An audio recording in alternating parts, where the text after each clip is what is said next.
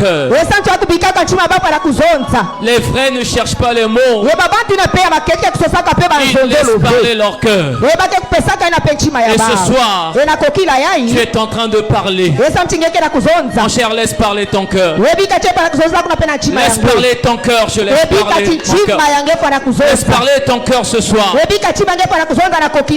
Laisse parler ton cœur ce soir. Car ton Dieu veut te voir ce soir. Laisse parler ton cœur ce soir. Et approche-toi du trône de la grâce. Et oui, je vois un homme et une femme qui s'approchent ce soir. Un homme et une femme qui s'approchent ce soir. Oh, gloire à toi.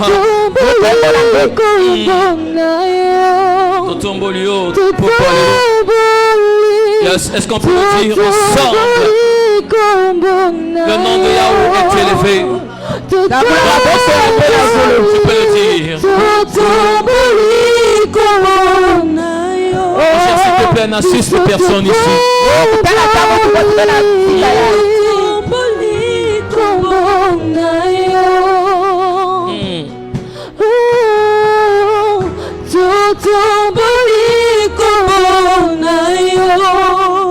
Totombolio, j'aime quand Jésus est élevé. Alléluia.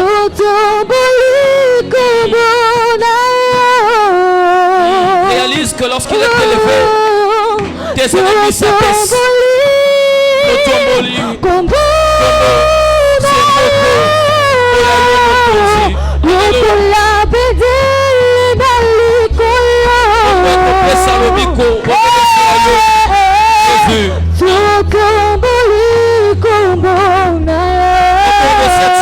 Kotombo la bonsambe royaume. Jésus.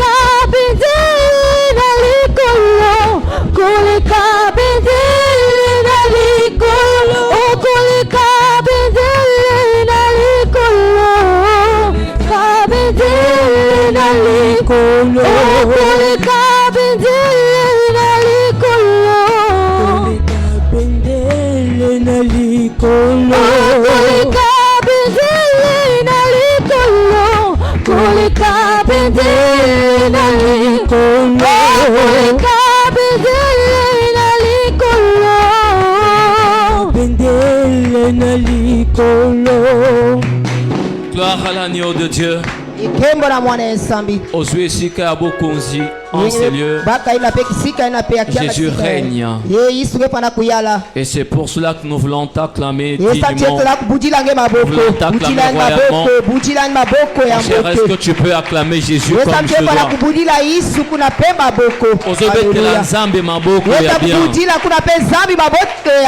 Pendant que tu acclames, que l'Éternel te bénisse. Je dis que pendant que tu acclames, que l'Éternel te visite. Et qu'un miracle s'opère en ta faveur. Gloire à l'agneau de Dieu. Alors bien-aimé, on peut se mettre un instant. Jésus est merveilleux.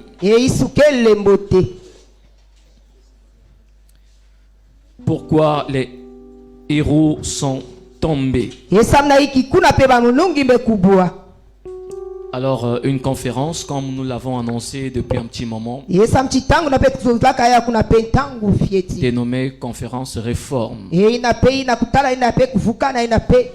Chaque fois qu'on parle de réforme, ça veut dire qu'on veut revoir quelque chose. On veut repartir à l'état initial. Comme étaient les choses au commencement. Est-ce que tu peux dire avec moi ce soir état initial? On repart au commencement, n'est-ce pas?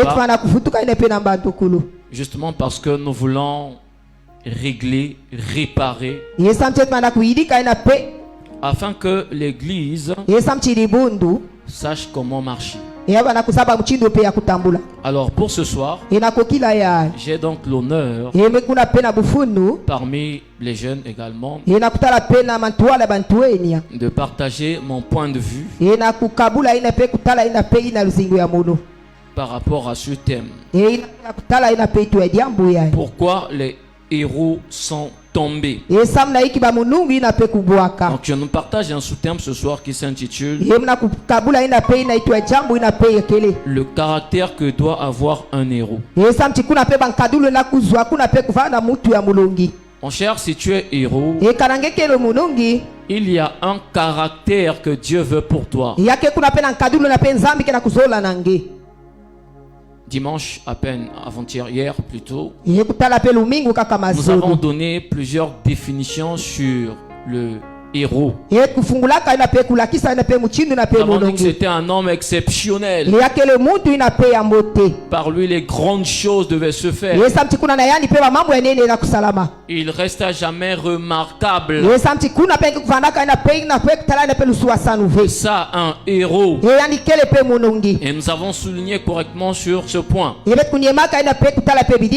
Mais ce qui est sûr, c'est que aujourd'hui, les héros ont un problème. C'est celui du caractère. Alors nous sommes appelés à revoir le caractère qui permettra à ce que le héros ne tombe pas. Ou encore, si vous voulez, les héros sont tombés parce qu'ils ont manqué le bon caractère. Et je vais essayer de développer rapidement sur le caractère. Alors quelques versets bibliques on va lire. Nous sommes debout s'il vous plaît.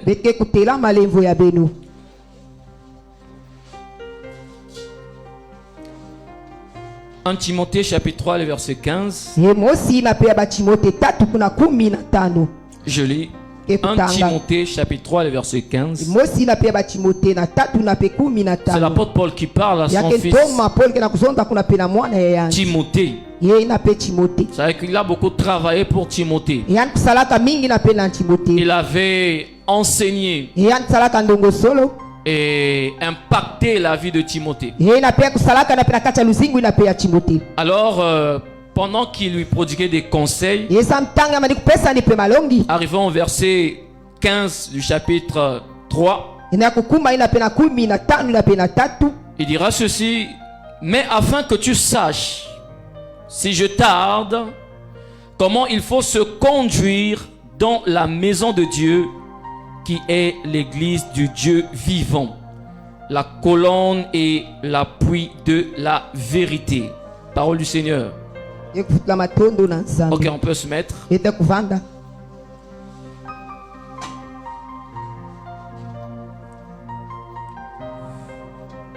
Je vais poursuivre tout à l'heure avec le deuxième verset.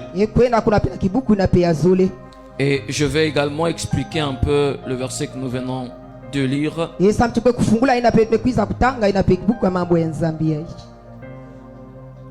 Vous pouvez noter 2 Rois chapitre 5 les versets 26. La Bible nous parle de Géasi. Géasi qui était un fils, le fils d'Élisée. Et je parlerai aussi de Géasi pendant mon intervention. Alors, bien aimé dans le Seigneur, la première des choses que l'on doit comprendre, c'est que le héros, c'est quelqu'un qui doit être courageux. Ça, c'est un caractère. Il doit l'avoir. Dites-moi, être courageux. Vous savez, quand vous êtes courageux, en fait, vous aurez cette bravoure pour affronter certains obstacles et combats. Vous n'aurez pas peur. Et vous savez que David, il avait ce courage. Un jour il a affronté Goliath. Et derrière Goliath, sa renommée s'est répandue.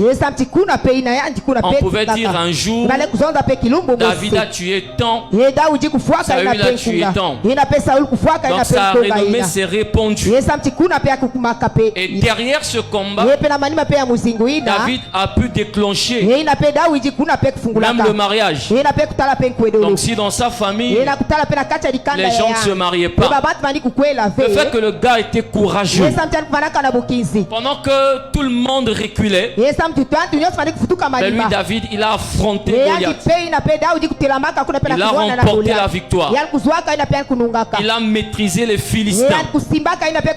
Et il a eu un nom dans son pays. Je voudrais dire à quelqu'un ce soir, il est important d'avoir ce courage qui te permettra de te lancer. Il y a beaucoup de gens encore aujourd'hui qui lambinent, qui ont peur, qui réfléchissent trop.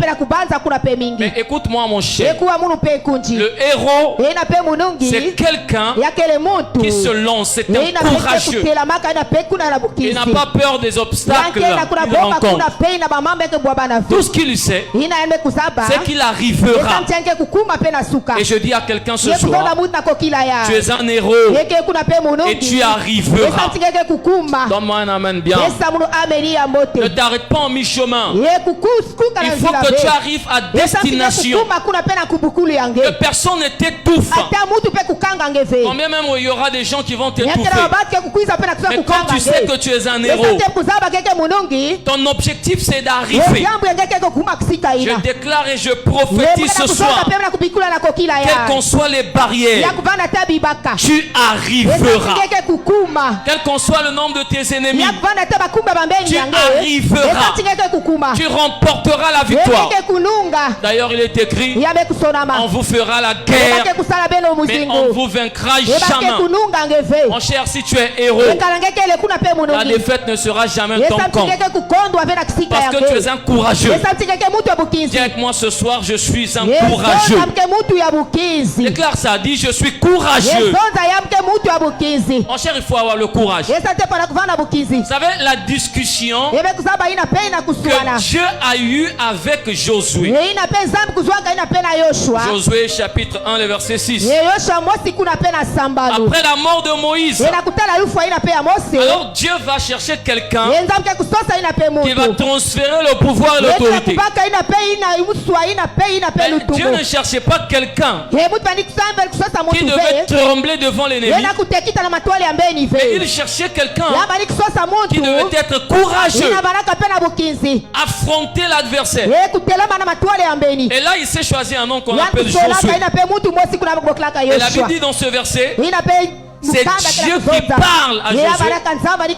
Il lui dit fortifie-toi et prends courage, car c'est toi qui mettras ce peuple en possession du pays que j'ai juré à leur père. J'ai juré à leur père. J'ai juré à leur père de leur donner. C'est toi qui mettras ce peuple. Dieu n'a pas choisi quelqu'un qui devait trembler. Écoutez, la peur est une porte. Une porte d'entrée des esprits. Une porte d'entrée des démons. Une porte d'entrée diabolique. Et Dieu ne peut pas placer un héros qui a peur. Et aujourd'hui l'église a peur. Normalement, en tant qu'héros, on devait ôter la peur de nos cœurs et avancer avec foi. Et Dieu parle à Josué. Il dit, mon gars, c'est toi que j'ai choisi. C'est toi le héros que j'ai choisi. Prends courage. Certainement au départ, le gars n'était pas courageux. Mais l'Éternel l'a boosté. Il dit prends courage.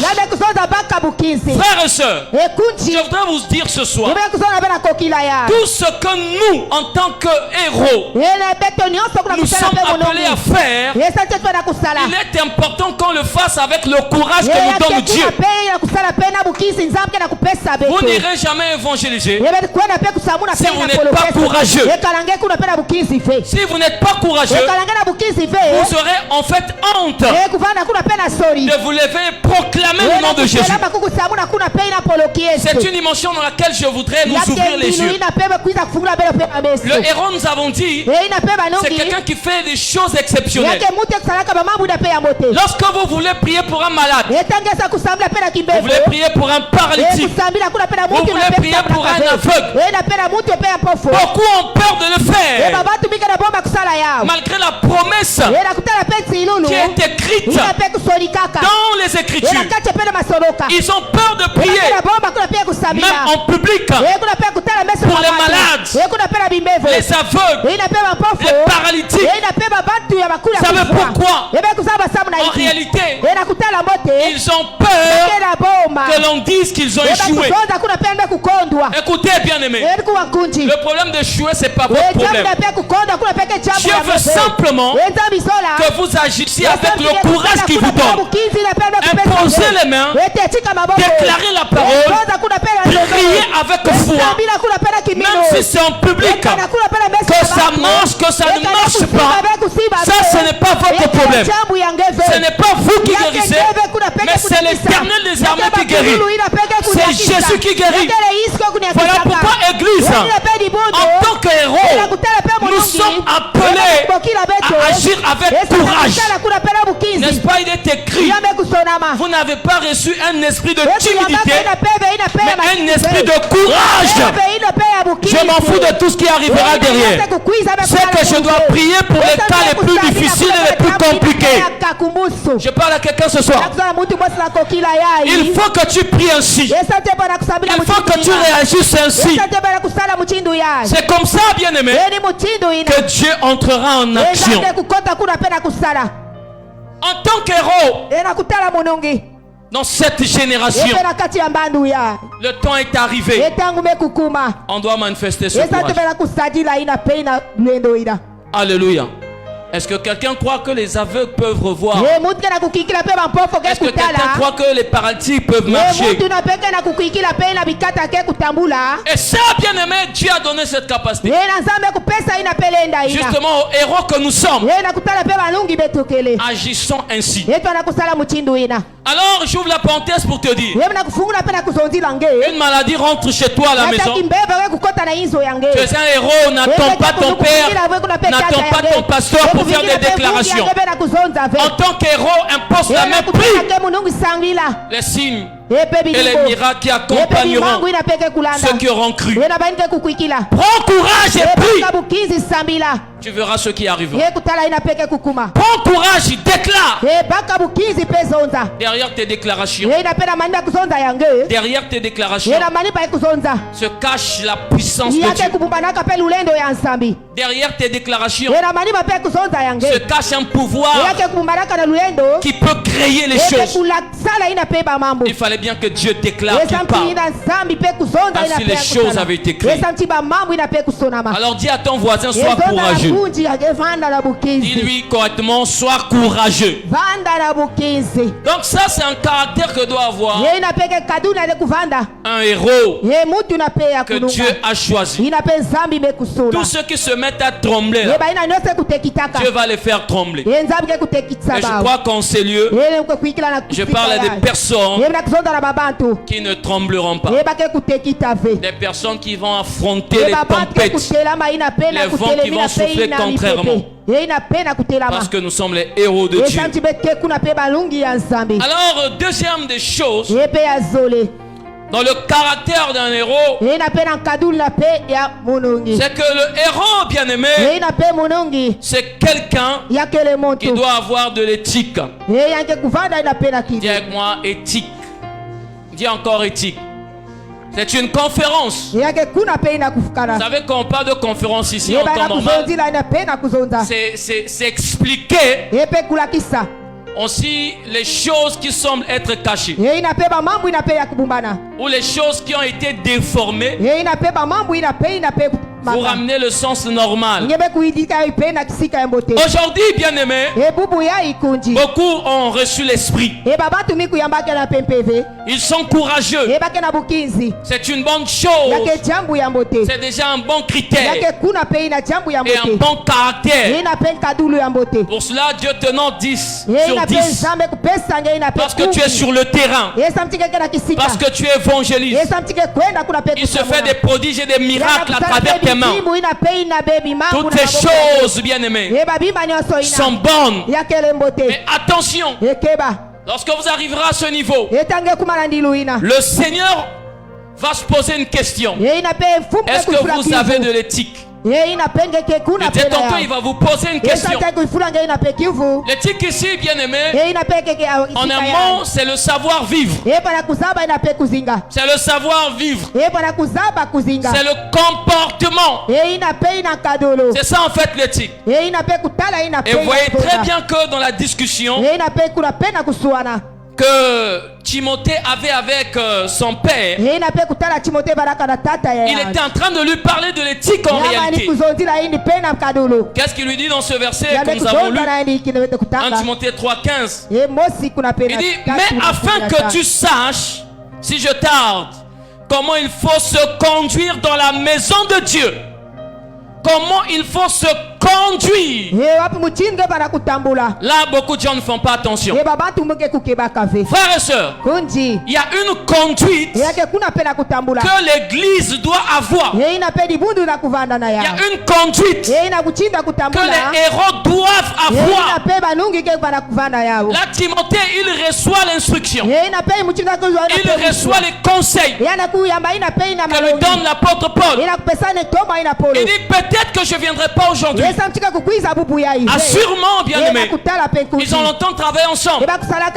Et vous savez que lorsque vous travaillez auprès de quelqu'un qui est plus que vous, quelqu'un qui représente comme votre père ou votre aîné dans la foi, vous travaillez avec respect. Mais quand il se détache, il va quelque part.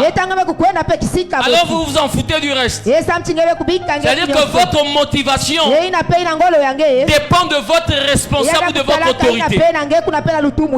Là, l'apôtre Paul, il est en train d'attirer son attention. Il dit, tu dois bien te conduire dans la maison de Dieu.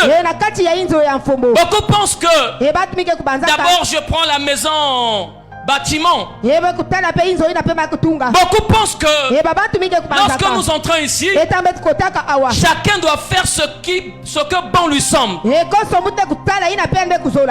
n'a de compte à rendre à personne. Bien-aimé dans le Seigneur, lorsque vous êtes héros, Dieu vous donne un pouvoir et une autorité. Et quand vous recevez le pouvoir, l'autorité, ça veut dire que Dieu, il vous contrôle par la loi qui gère le pouvoir et l'autorité que vous avez reçu. Parce que chaque pouvoir et autorité a des limites. Lorsqu'il a placé Adam dans le jardin d'Éden, il lui a donné le pouvoir, la domination. Mais il a également mis des limites. Il dit, mon cher, tu feras tout ce que tu veux.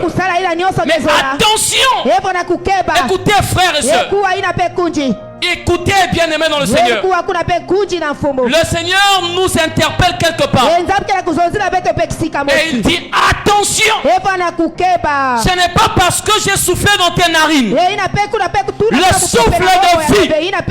Ce n'est pas parce que tu peux donner les noms aux animaux. Ce n'est pas parce que tu peux dominer sur tout le bétail que tu es libre de faire tout ce que tu fais dans le jardin. Il a dit, attention, ici tu n'entreras pas, ici tu ne toucheras pas.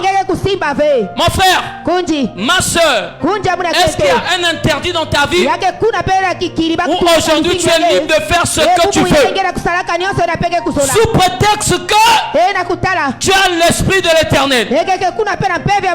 L'esprit de Dieu n'est pas un esprit désordonné. Donne-moi un amen, je t'explique. Alléluia. L'esprit de Dieu n'est pas un esprit désordonné. Dans le jardin, il y a eu la loi. Et dans tous les âges bibliques, il y avait toujours la loi qui régissait tout ce que les gens faisaient. Au temps de Moïse, la loi. Avant Moïse, il y a la loi. La loi de la conscience. Après Moïse, il y a une loi. La loi de la grâce. Il y a toujours une loi. Il y a toujours une loi. Mais ce qui est sûr, c'est que l'église primitive vivait sous la loi de Dieu. Et ils respectaient les principes établis dans leur environnement. Mais malheureusement, aujourd'hui, ce n'est plus le cas. Ce n'est plus le cas. La conduite des serviteurs, des héros que nous sommes dans la maison de Dieu, ne ressemble même pas à la parole que nous prêchons. Ça ne ressemble même pas à l'évangile. Ça ne ressemble même pas à l'évangile.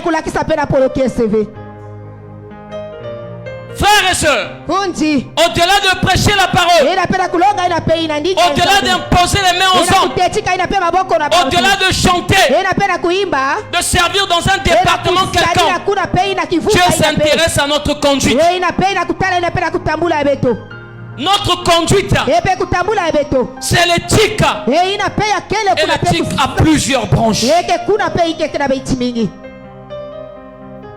Pourquoi les gens veulent me contrôler?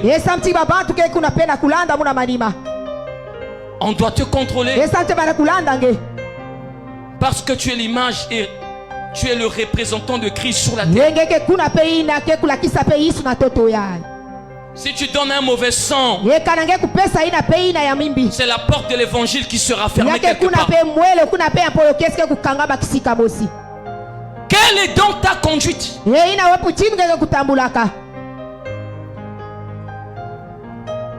J'ai prié, les gens sont malades. Guéris. Les malades guéris, les paralytiques sont relevés.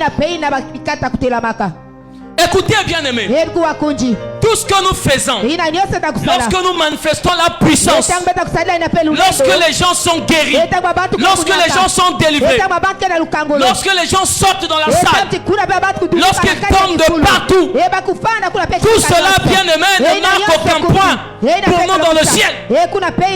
Donne-moi un amen, je t'explique. Ça ne marque aucun point dans le ciel. C'est ta conduite. C'est ta conduite qui plaira à Dieu. Il y a un texte qui me choque souvent dans les Écritures. Il dira plutôt à ses disciples: un jour, je vous dirai que je ne vous ai point connu. Et eux, ils diront: nous avons fait des miracles en ton nom.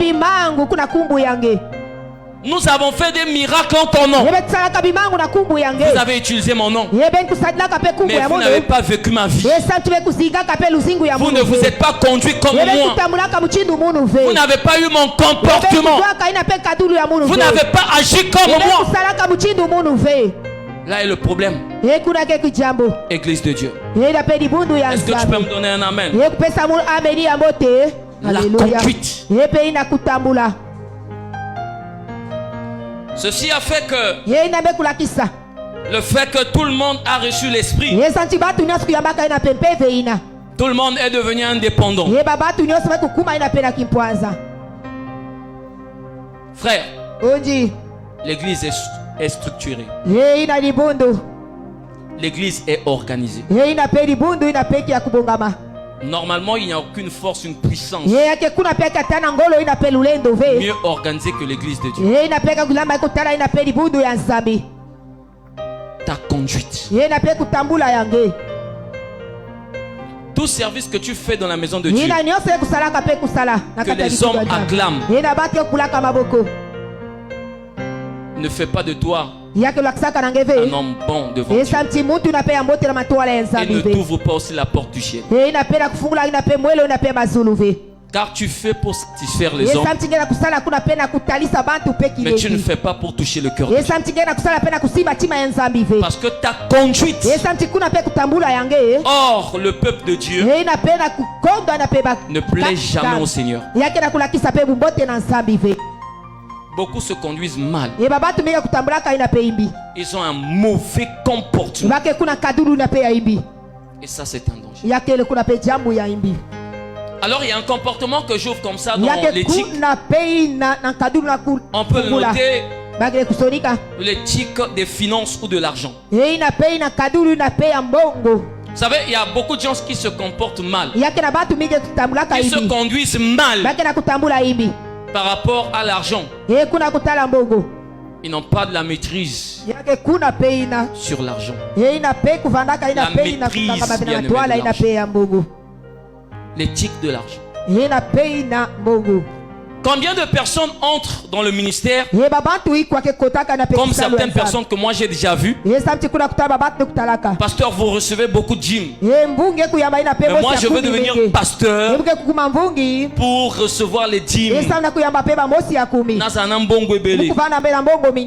Combien de gens rentrent, bien aimés, dans le ministère avec cette motivation? Leur problème, c'est l'argent. Beaucoup de serviteurs aujourd'hui, ce sont des héros.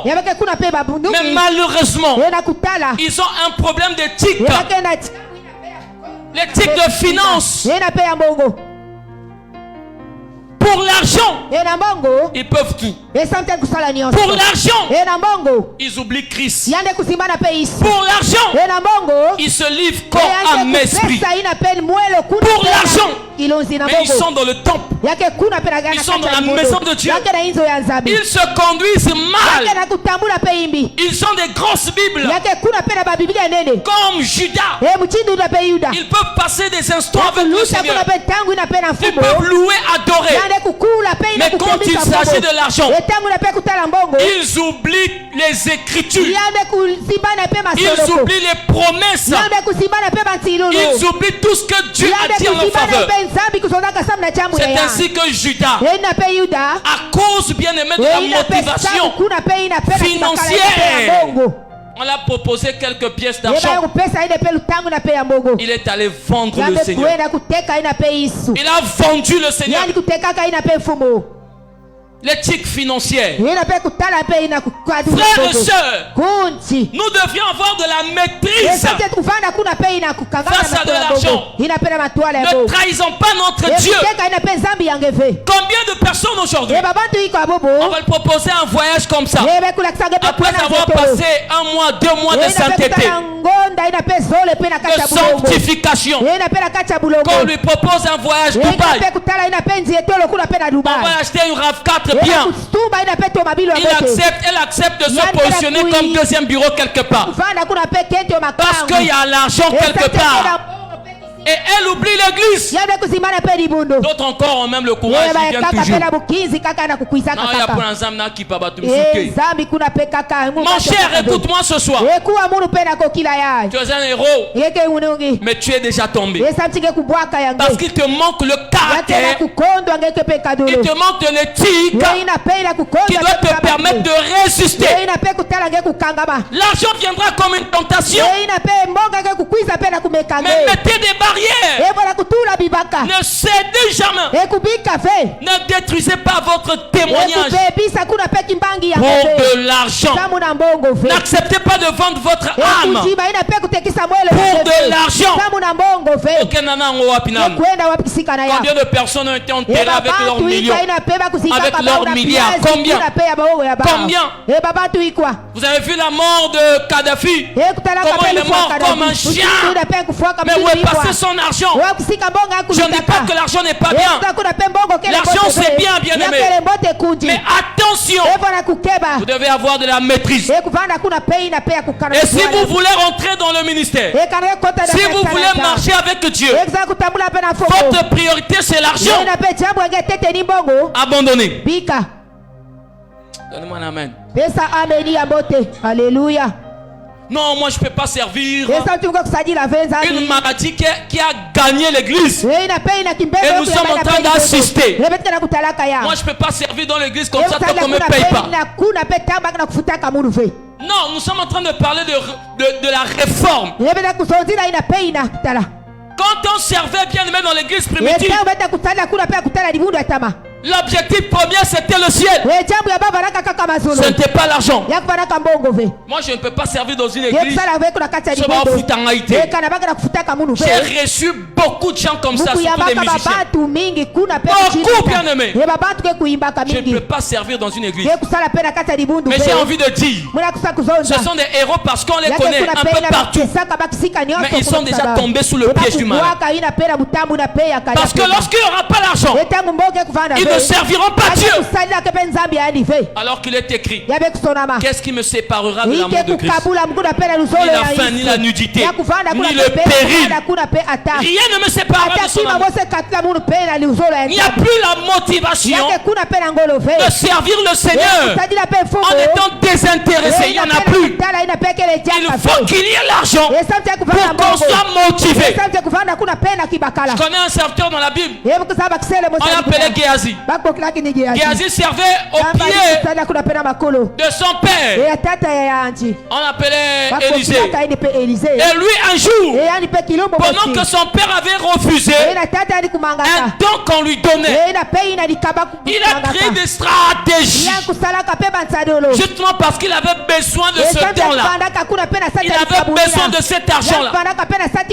Son père a dit non. Mais Géasi courait derrière l'argent. La motivation du ministère de Géasi, c'était l'argent.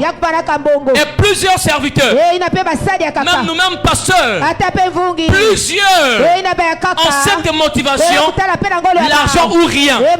S'il y a l'argent, je sers. Il n'y a pas l'argent, je ne sers pas. Voilà pourquoi plusieurs personnes ne peuvent pas faire des voyages dans des villages pour aller prêcher l'évangile. Viens dans un village, va prêcher. Aucun chose soit zimtima. Soke kuna okulukadim. Okoze la bamemo banguba. Arachid. Okasa ontaolie. Mokomosuso zongi. Bakabolomba. Ermorobe soza mutavilo ofashe. Bomema likunda. L'évangile ne rentre plus, bien aimé. Dans les zones dites 10-40. Je crois que c'est comme ça qu'on appelle ça. Les zones rouges. À moins que je me trompe. Les zones rouges où l'évangile ne rentre pas. Les gens ne sont pas prêts, bien aimé. Ils ne sont pas prêts à donner leur vie. Les gens ne sont pas prêts à payer un prix pour cela. Parce que c'est l'argent. Ils veulent l'argent. Dans une église, quand tu prêches, alors bien aimé, évangile est fâché. Comme motir bango. Bien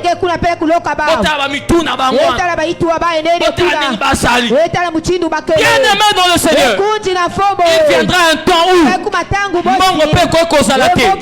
mais est-ce que les gens vont continuer à servir le Seigneur? Donnez-moi un amen. Alléluia. C'est pas parce qu'on a le Bible bon royaume m'a soutenu dans l'église. Alléluia. C'est une recommandation biblique. C'est un ordre. Mais je dis qu'il viendra des moments où, bien aimé, on ne peut plus avoir tout cela. Jésus doit être au centre. Les héros ont perdu cette notion. Il n'y a plus cette éthique. Et le cognon se mbongo. Vous savez, un jour, Jésus est rentré dans le temple. En fait, c'est un mystère. C'est comme ça que j'ai compris cela plus tard. Quand il rentre dans le temple, il trouve des hommes et des femmes en train de vendre des brebis. En train de vendre des brebis. Et on a encore d'autres qui vendent des pigeons. Et dans la Bible, chaque fois qu'on parle, bien aimé, de ces animaux, comme le pigeon. C'est-à-dire que la colombe, elle est toujours représentée, on le sait bien, comme étant l'Esprit de Dieu. Et vous savez, bibliquement, qu'est-ce que cela veut dire? Que dans le temple, bien aimé, il y avait des géants qui fondaient le service de Dieu. Ah oui, qui faisaient le trafic avec le service de Dieu. Bien aimé, on ne peut pas travailler ainsi. Nous, on ne donne pas pour recevoir. On ne donne pas pour recevoir. On ne donne pas pour attendre quelque chose de quelqu'un. Mais on donne parce qu'on a reçu de Dieu gratuitement. On les libère gratuitement. Mais les héros sont tombés. Ils sont tombés très bas. Au point où, bien aimé, les colombes sont vendues. Symbole de l'esprit. Symbole de l'onction. Vendu dans l'église. Si vous avez besoin de la bénédiction de 100 000 francs, de 200 000 francs, voilà ce qu'il faut faire. Voilà ce qu'il faut faire. Bien aimé, c'est une erreur. C'est l'Éternel qui bénit. C'est l'Éternel qui enrichit. Il n'a rien à voir d'abord avec ce que tu vas lui donner.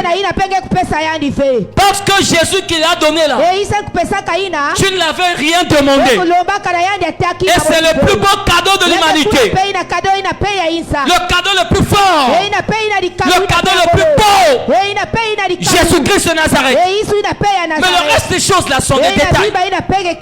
Mais nous serviteurs, nous héros bien-aimés, nous nous sommes convertis en vendeurs d'onction, en vendeurs de bénédiction. Parce qu'on a besoin d'argent. On a besoin d'argent. Besoin d'argent. J'étais avec mon épouse dernièrement quelque part au coin ici. Alors que j'ai invité une dame, je lui ai dit, mais maman, il faut venir prier chez nous là. Elle me dit, toi tu pries où? Je dis que je prie dans une église quelque part à Longue là. Elle me dit, église de réveil. Église de Nobolinga Mbombo Mwana. Ofana Mokebe Mbongo. Ofana Mokebe Mbongo. Boyeka mikolo nyoso mbongo na mbongo. Nana okota ma église ya bongo. Mais effectivement, l'église se désoriente. L'église est déviée. Éthique financière les a société. Parce que tout le monde veut devenir riche. Tout le monde veut avoir des grosses voitures. Tout le monde veut avoir des avions. Écoutez, il y a une vérité que je dois vous dire. Ndembo Zaboy. Baotonio Subaosa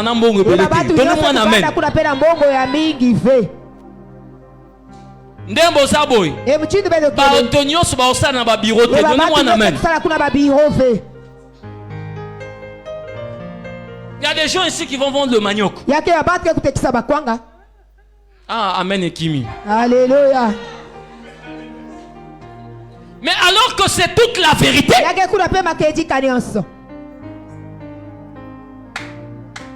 Mais tellement au cas que non. Mon serviteur montera. Comment t'en peux qu'il montera. S'élèvera. S'élèvera très haut. Alors là, toi, tu te dis que très haut, et c'est à bateau, costume, bateau, chaussures, bateau, super son, bateau, vrais cheveux, taille 30. En fait, toi, tu te dis que c'est ça. Mais laisse-moi te dire, il y aura des gens qui auront des vrais cheveux taille 30 là. Toi, tu seras toujours naturel, nat dans mon tout. Étoile dans mon tout. Donne-moi un amen. Alléluia. Ne sois pas complexé. Reste comme ça. Lorsque le pauvre Lazare est mort, Dieu ne l'avait jamais jugé parce qu'il était pauvre sur la terre. Ne suivez pas cet évangile qui dit que ce qu'on s'en a bon à terre, c'est que là-bas dans le ciel, tu n'as pas pu jouir des moments bien que je t'ai donné sur la terre. Ce qui reste vrai, bien aimé, c'est que Batonios Bakoy Kozapi Baïgoete. Voilà, nanya osala la moninga. Parce que bisonyo so awa soki poche bonge bonge. Nana ondima so asala kwang. Non, ça veut dire que toko lia lisusu bayate. Il y en aura plus. Alléluia. Nana ondima ke na boulangerie. Na chaleur rebelle asala ipa. Nanya ondima. Bat ba osala ngo pe soute. Ake buka ngai ngai ame manazanga heureusement na ya ngai ngai te. Na ya pesa fute, na ya pe aubergine te pesa amen. Oui. Nalia apenza. Qui mange ça? Safou. Pas safou. Batunius balia à safou. Qui ne mange pas le safou? Qui ne mange pas le safou ici? Si tu es là, aide-moi. Tu manges pas le safou. Tu manges pas le safou. Zama ça nabino. Tu manges pas le safou. Alléluia. Le safou. Ni les anarati.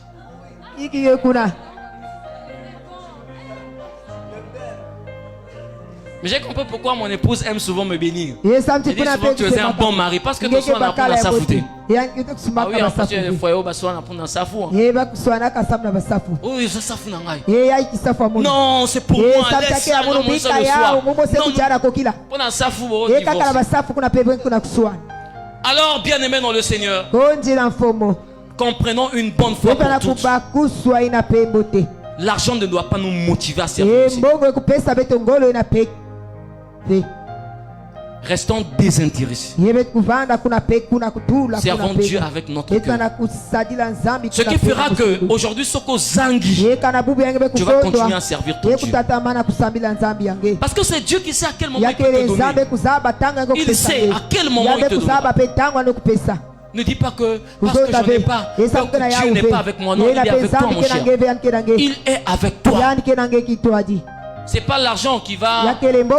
L'argent n'est pas l'indicateur de la spiritualité d'une personne. Non. Ne jamais réfléchir comme ça. Et quand on te dit pas aussi parce que tu n'en as pas, c'est que tu n'as pas l'onction. Non, c'est faux. L'onction n'est pas égale à l'argent. L'onction c'est autre chose. L'argent aussi c'est autre chose. Pierre et Jean pouvaient dire, je n'ai ni or, ni argent. Ça veut dire que les premiers gars qui ont déclaré devant tout le monde que un Pierre Caneur. Ils avaient rien, c'était un Pierre Caneur. Mais quand même, ils avaient l'onction de Dieu. Tu peux avoir l'onction avec toi. Ok, mais vous appelez l'autre. Mais il dit que non, tu es rien. Parce que tôt ou tard, cette onction peut créer des choses. Alléluia. Donc l'éthique de l'argent. Serviteur, ne tombez pas dans ce piège. Ne soyez pas des Géasi. Il a suspendu la course de son ministère à cause de l'argent. Il a suspendu la course de son ministère. Géasi. Le héros, le fils qui était auprès du père, celui qui devait hériter, il est mort en route à cause de sa cupidité. Il est mort en route. Ainsi il est écrit dans les derniers temps. Dans les derniers temps, les hommes deviendront amis de amis de l'argent. Or, quand les gens font seulement mon meilleur ami, ils mentent parce que leur problème c'est l'argent.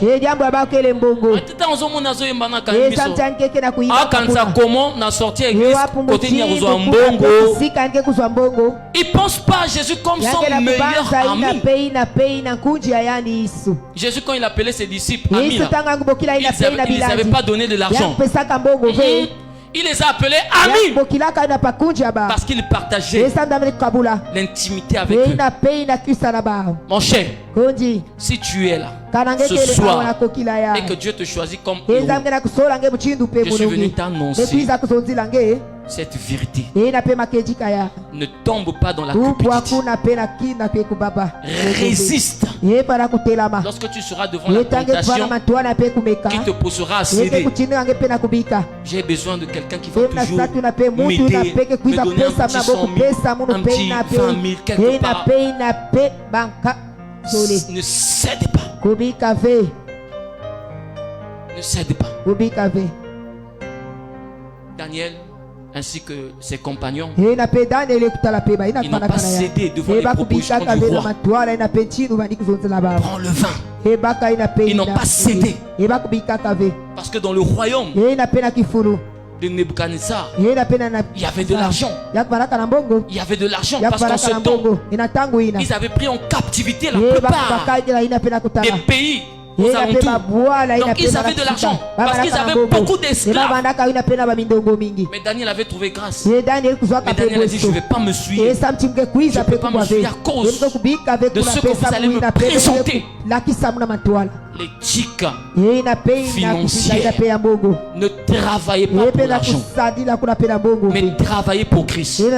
Ainsi on peut avoir des instrumentistes qui travaillent pour Christ, des prédicateurs qui prêchent pour Christ, un peuple qui se retrouve pour Christ. C'est ça la volonté de Dieu. Et ça dans l'éthique, on doit apprendre à se conduire comme ça. C'est bien pour cela que l'apôtre Paul a rappelé à Timothée, dit, conduis-toi convenablement dans la maison de Dieu. Conduis-toi convenablement. Ne vis pas dans l'escroquerie. Conduis-toi convenablement. Gagne honnêtement ta vie.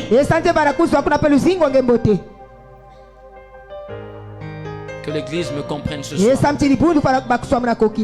L'éthique des finances. Ne pas vivre dans la cupidité. Lorsque vous tombez dans ce piège, vous allez rentrer même dans des dettes. Il y a beaucoup de serviteurs aujourd'hui qui vivent dans des dettes. Ils sont sans éthique.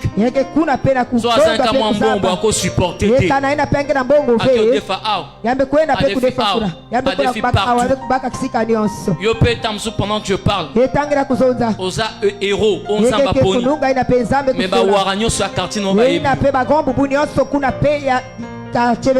parce que yo sauton ça même 10 pages ya bakaina bango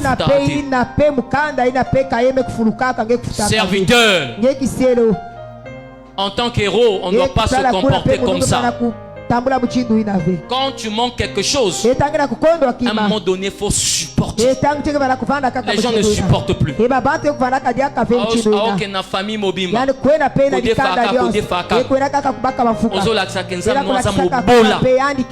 Un serviteur de Dieu ne doit pas vivre comme ça. Voilà pourquoi la Bible nous rapporte l'histoire d'un homme de Dieu qui était mort et qui avait laissé sa famille. Famille était à la pamba, un jour le créancier est arrivé, il dit bon, quand tu servais Dieu, mais tu étais lié aux dettes. En tant que serviteur, tu reçois moi si pourquoi sont des dettes? Mon cher, si tu n'as rien, tu n'as rien. Accepte ta condition. Au lieu d'aller partout, faire des promesses, non, donnez-moi dans une semaine, je vais vous régler. Ne fais pas ça. Crédibilité. Éthique financière. Dis avec moi éthique financière. Dis encore éthique financière. Alléluia. Et ça c'est très important. Héros ming ba koi. À cause de cette éthique. Il défa des familles, il défa des familles, il y en a battu sur défa ba honte. So défia okuto pe na nzela bo. So ma casse na yi. Pendant que nous avons un micro. Ozote ya battu na balabala. Pourquoi? Parce que Dis avec moi éthique financière. Apprends bien aimé à gérer cela. Et tu verras. Alors pour terminer dans le cadre de l'éthique, je parle de l'éthique de déplacement. Dis avec moi éthique de déplacement. Éthique de déplacement. Alors bien aimé, qu'est-ce que cela veut dire? Je crois qu'on en parlera un peu plus en profondeur le vendredi, parce qu'il y aura des questions qui viendront comme ça. Nous sommes en train de parler de la réforme. Ramener les choses à l'état initial, tel qu'elle était auparavant. Bien aimé, Dieu place un berger dans chaque église. Si Dieu n'était pas un Dieu d'ordre, les églises seront sans berger. C'est-à-dire, on devait se rassembler. Dès qu'on finit, chacun rentre chez lui. Personne ne conduit qui? Personne. Chacun fait ce que bon lui semble. Il ne demande l'ordre à personne. L'éthique de déplacement, nous le voyons dans le Nouveau Testament avec les disciples. Quand Dieu place un berger, il lui demandera un jour les comptes par rapport aux âmes qui sont sous sa direction. Ce n'est pas lui qui devient le gourou de ces âmes. Ce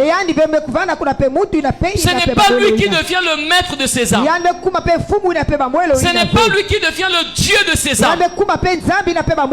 Et ça, aujourd'hui, c'est un piège et une erreur que beaucoup de serviteurs, nous-mêmes pasteurs, que nous commettons. Lorsque Dieu met à notre disposition des âmes, il ne fait pas de nous seigneurs pour ces âmes. Il ne fait pas de nous roi pour ses âmes. Il ne fait pas de nous Dieu pour ses âmes. Mais il fait de nous surveillants. Nous veillons simplement pour lui rendre compte. Et quelqu'un qui veille, c'est quelqu'un qui donne des instructions. Des instructions qui ne viennent pas de lui, mais des instructions tirées des Écritures. Il ne donne pas son modèle. Il ne donne pas ses envies. Ce n'est pas parce que tu veux de telles choses que tu vas l'imposer dans un milieu pour que les gens le fassent. Attention, c'est une erreur. Et nous pasteurs, nous tombons beaucoup plus dans ces erreurs. Et généralement, le pasteur, il pense souvent que tout ce qu'ils disent, tout ce qui sort de leur bouche vient toujours de Dieu. Et l'on doit toujours dire Amen à cela. Non, bien aimé, c'est une erreur. C'est une erreur grave. Alléluia. Mais par contre, bien aimé, celui qui dirige, celui qui veille, il présente les principes bibliques. Et je parle ici de l'éthique de déplacement. Berger connaît tes brebis. Ça veut dire que vous êtes ici, c'est comme une bergerie. En tant que berger, en tant que pasteur, je dois vous connaître. Je dois vous connaître. Et si nous sommes une église de 10 000 membres, il y a des responsables autour qui font le relais de ce que je fais et qui peuvent descendre jusqu'à la dernière personne. Mais par rapport à l'organisation de l'église, faire remonter la nouvelle cachée quelque part. Je dis par rapport à l'organisation de l'église, au point où le berger, il aura toujours un œil. Bizarrement aujourd'hui, dans le cadre des déplacements, l'église a violé. la loi des déplacements. Sous prétexte que nous avons reçu l'Esprit de l'Éternel et nous sommes libres. Sous prétexte que nous sommes un royaume de sacrificateurs et chacun est libre de faire ce qu'il veut. Jésus envoyait les disciples. Dans le cadre des déplacements, il y a la notion de la recommandation. Dis avec moi la recommandation. Alléluia. Dis encore la recommandation. Frères et sœurs, les héros sont tombés aujourd'hui parce que cette loi, cette éthique n'existe plus. Eux, c'est le Saint-Esprit. Eux, c'est au nom du Saint-Esprit. Eux, c'est au nom des miracles. Eux, c'est au nom des visions. C'est au nom des révélations qu'ils font un certain nombre de choses. S'il vous plaît, un homme mûr et mature ne marche pas par rapport aux révélations ou aux sentiments de son cœur. Il marche par rapport aux principes établis. L'apôtre Paul, pour son cas, chaque fois qu'il voulait envoyer quelqu'un quelque part, il faisait une lettre de recommandation. Il recommandait un frère qui faisait un déplacement d'une église à une autre. Il recommandait. C'est ce que nous révèlent les Écritures. Il recommandait. Les gens ne partaient pas d'eux-mêmes. Quand ça te plaît, tu restes. Quand ça te plaît pas, tu pars. Non, les gens ne faisaient pas comme ça. On parle ici de réforme, bien-aimé. Les gens ne faisaient pas comme ça. Les gens partaient sous recommandation. Il y avait des lettres qu'on écrivait. Et dans la recommandation, on vous présente le témoignage de la personne. On vous présente la fonction de la personne. De manière à ce que les bien-aimés de l'autre côté, l'accueil, puissent bien le recevoir. L'Église a perdu cette notion. Que ce soit nous-mêmes les serviteurs, que ce soit le peuple de Dieu, c'est l'Esprit qui nous conduit. Donc l'Esprit nous conduit au désordre. L'Esprit nous conduit à faire ce que nous voulons. Mais alors Dieu, il demandera des comptes aux serviteurs, aux bergers. Il leur dira: mais pourquoi vous n'avez pas pu veiller sur telle âme? Pourquoi? Il demandera les comptes. Mais il y a encore d'autres pasteurs courageux comme moi. Je dirais que ce n'était pas une brebis. D'ailleurs, il disait que c'est toi qui l'avais dit.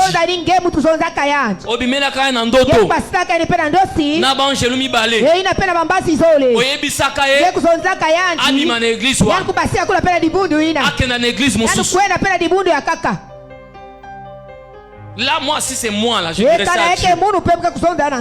L'éthique des déplacements. Beaucoup de serviteurs, des héros qui naissent aujourd'hui, qui travaillent dans le royaume de Dieu. Les signes sont là, les miracles sont là. Mais le problème, ça leur donne de l'indépendance.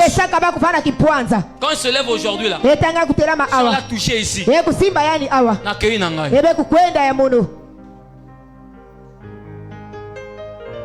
si on va toucher ballon paupière, de toutes les façons, Nazan a Saint-Esprit. Mon cher, le Saint-Esprit ne nous encourage pas à poser des actes mauvais. Il y a beaucoup de gens qui ont travaillé avec le Saint-Esprit, mais dans l'ignorance. L'éthique de déplacement. On est libre d'annoncer l'évangile. On est libre de parler de Jésus. Mais lorsque nous sommes dans une assemblée, mais il est important de comprendre bien ce principe. Parce que il y a les coléquintes sauvages. Il y a des loups autour. Les mauvaises compagnies. Les mauvaises compagnies, c'est comment le verset? Les bonnes mœurs. Corrompre les bonnes mœurs. Le pasteur, son but, c'est d'éduquer le peuple de Dieu et les faire asseoir. Je rejoins mon frère pasteur qui disait le dimanche, en temps normal, le pasteur ne devrait pas interdire une âme de visiter une église. Il ne devait jamais interdire cela. Mais seulement dans la parenthèse, quelle église? Parce que quand quelqu'un va dans une église, il faut vous rassurer que la doctrine elle est bonne. C'est la responsabilité d'un pasteur, n'est-ce pas? Je crois qu'il en viendra un jour en parler lui-même. Quand tu quittes pour visiter une église quelque part, on doit avoir le témoignage de cet environnement. Partir pour partir, c'est bien, mais ça finit par détruire. Ça finit par détruire si vous ne faites pas attention. Moi, j'ai connu des gens pour lesquels nous avons commencé à servir à l'église en ville là-bas. Alors un jour, ils ont été invités dans une église dite branamiste. Et aujourd'hui, bien aimés, ils ont quitté la foi chrétienne. Et aujourd'hui, leur Dieu, c'est Branham. Dans le cas de ceux qui suivent Branham comme Dieu, il s'est perdu parce qu'il était allé écouter une seule fois. Moi, je me rappelle encore, ça se passe en 2003. 2003, avec un de mes frères, pasteur de l'église là-bas. Nous avons un pasteur à l'époque. En 2003, c'est pasteur Abel. 2003. Non, pasteur Eda. 2003. Non, pasteur Ndjembo. Ndjembo, voilà. Oui, en 2003, c'est le pasteur Ndjembo. Alors, bien aimé, quand on prêchait l'évangile, on nous expliquait toutes ces choses. Nous, on avait décidé de visiter une église des branamistes. Finalement, nous sommes rentrés comme ça. Mais nous avons écouté des choses qui en réalité devraient nous troubler. Et on avait eu le désir de revenir encore pour la deuxième fois. Heureusement que Dieu s'était manifesté dans des révélations pour nous interpeller. Bien aimé, l'éthique de déplacement est très importante. Surtout autant nous sommes arrivés, il y a tellement trop de loups, tellement trop de séducteurs. Moi j'ai un pasteur à côté ici. On se partage des services. Vous savez pourquoi? Effectivement on se connaît. J'ai son témoignage, il a mon témoignage. Et si il me faut envoyer des gens vers lui, je lui fais une recommandation, je dis: reçois X, Y, œuvrant dans la maison de Dieu. Voilà son témoignage. Et quand il arrive là-bas, on l'accueille, on le reçoit avec beaucoup de considération parce qu'il a eu son témoignage. Mais aujourd'hui, il y en a de ceux qui partent d'eux-mêmes et ils vont se présenter eux-mêmes.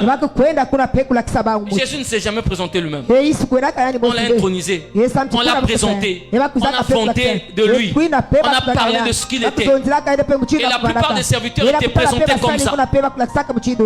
Il y a des gens qui vont dans une église. J'en ai déjà reçu même ici. Qui viennent. Oh non, pasteur, moi je suis bishop. Je viens de Je viens de l'Afrique du Sud. Je suis venu pour travailler dans le corps de Christ. Alors je suis venu travailler.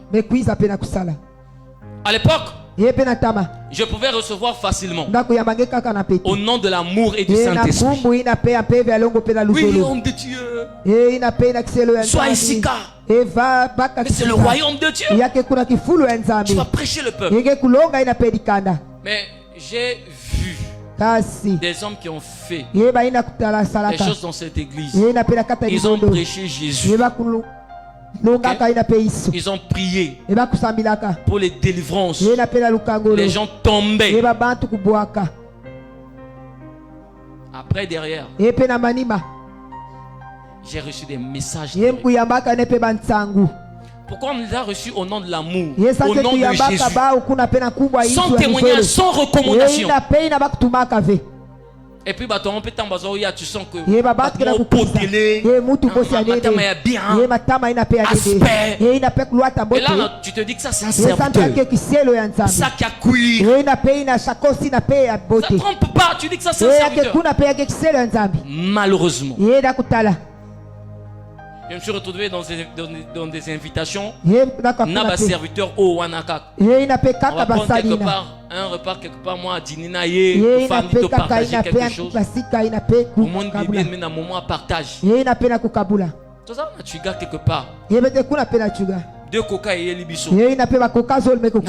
Pasteur continue on a costume. Pasteur makasi hein. Batumi peut pas jouer délivrance. Coach bon on a costume. Afongoli. Abimisi boy. Tunangani. Contre mur. Atia on a coca. Mais ce que j'ai aimé chez ce monsieur bien aimé, il me dit à la fin ayo nalingi ominko sala biogoti contre mur. Tu fais quoi avec ça? Et c'est comme ça qu'il me dit. Moi je suis on a pas âge. Dans totia charango. Tozo a moi ma casse ya kogama na église. Mais il s'est présenté au nom de qui? Du Seigneur. Mindimandima. Non, mais les hommes de Dieu que vous voyez là, parce que Tobeta Tosola, témoignage de n'est-ce pas? On ne prend pas n'importe qui comme ça.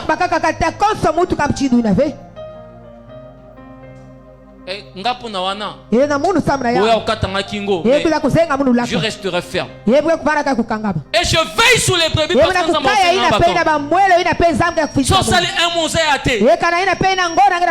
parce que invité quelque part l'église après mon pasteur Nazana insuffisance rénale pasteur Baibinga Kotumoko Zonga l'église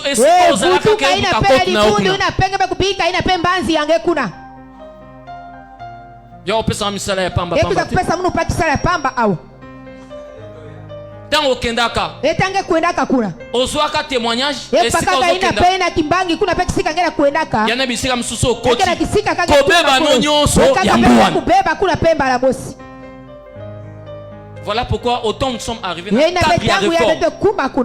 Total abilo nyonso na droiture. Tout ça la claire. Éthique oh bien mes amis. Prenez le temps dans vos Bibles, vous allez lire éthique de déplacement. Je crois que je vais m'arrêter par là. Sur le pourquoi les héros sont tombés. Mais je crois que ce soir, je nous ai parlé de l'éthique. Et je nous ai parlé aussi d'un point important, être courageux. Et si vous respectez ces deux choses, vous allez et vous allez impacter votre temps et votre génération. Les jours qui viendront, on parlera de l'éthique, relation, sexe opposé. Ça encore, c'est chaud. Ça c'est chaud. Les héros sont tombés à cause de cela.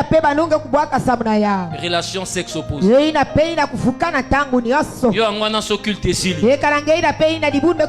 Toujours na sima baseur. Naipte so basala au taxi. Ozara toujours na sima net.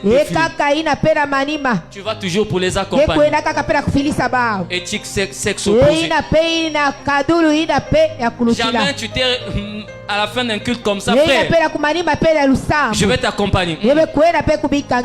Toi, c'est toujours les sœurs. Surtout si elle vient d'arriver. Ma soeur, est-ce que je peux t'accompagner? Relation sexe opposée. Alléluia. Beaucoup des héros sont tombés à cause de ça. Je crois qu'il y a beaucoup à dire sur ce sujet. On en partagera certainement aussi ce vendredi. Que le Seigneur vous bénisse. Alléluia. Maintenant, tu peux élever la voix et dire simplement merci à Jésus. Dis simplement merci à ton Dieu pour cette portion d'enseignement que nous avons suivi et écouté ce soir. Alors, je ne sais pas, bien-aimé, peut-être que tu n'es pas courageux, mais tu peux demander cela à Dieu. Seigneur, aide-moi à être courageux. Aide-moi aussi à vivre dans l'éthique comme toi tu le souhaites. Élève la voix, mon cher, prie le Seigneur. Nous élevons la voix et nous prions.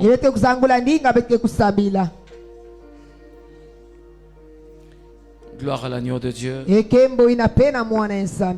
Merci Père, nous voulons te sanctifier ce soir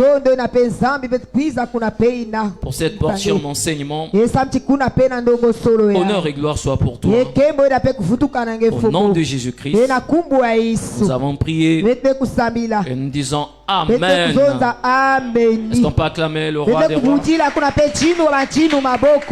Alléluia.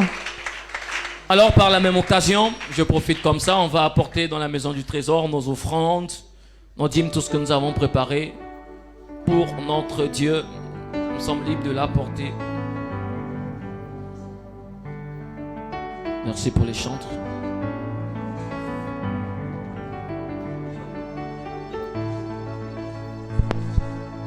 Ok, on peut apporter. Si tu as préparé ton offrande, ta dîme, tu peux t'approcher librement.